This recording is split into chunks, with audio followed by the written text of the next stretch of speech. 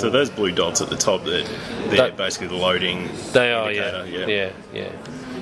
So straight away you go in. Lindsay Lohan sort of got my attention, so let's just check that article out. So in the full app, what will happen is you'll be able to go to the actual article within the device as well. Okay, so not just going to the browser as well.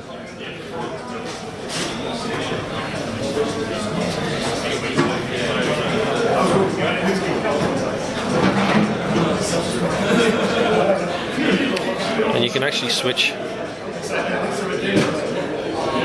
between the different news categories as well once you're actually in news. Yeah.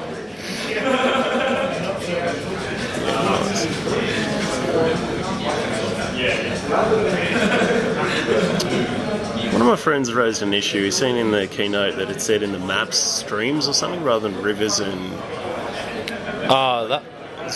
that was. I think that was the keynote.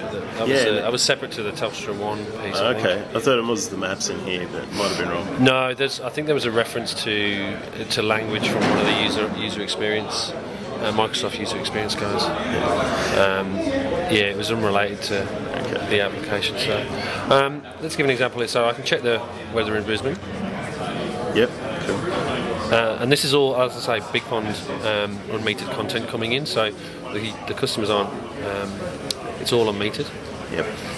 And I can set a location as well. And so, if you're a Big Pond customer, when you do add in a video streaming, that would be also unmetered. Also unmetered, yeah. So let's have a look. Let's see if we'll add Brisbane, seeing as we're nearby. How do you find it to type on?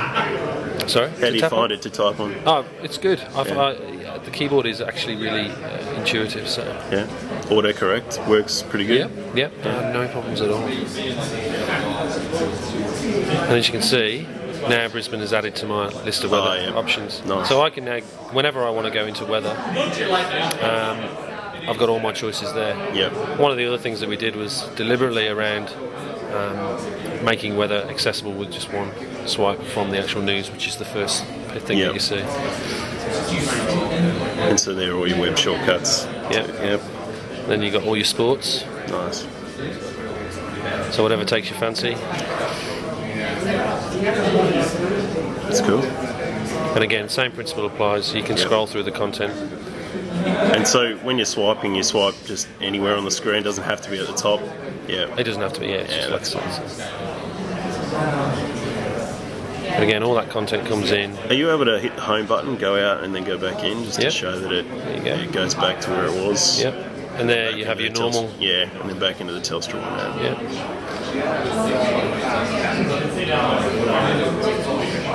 And so what it's doing now is it goes away and checks has there been any new news. Yeah. And then populates all of the live tiles. Okay. And again, it's full sort of news categories that we have here. So.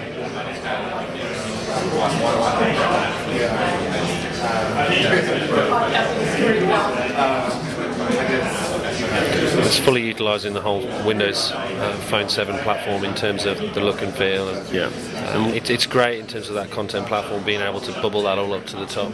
What's the more down the bottom? What would that link to? The more will take you into the actual Big Pond portal. Yeah. Okay. All right. So it's designed that all that content just bubbles up, but then you can still go and surf in the usual way. Yep. Cool. So do you use this phone as your primary phone, or?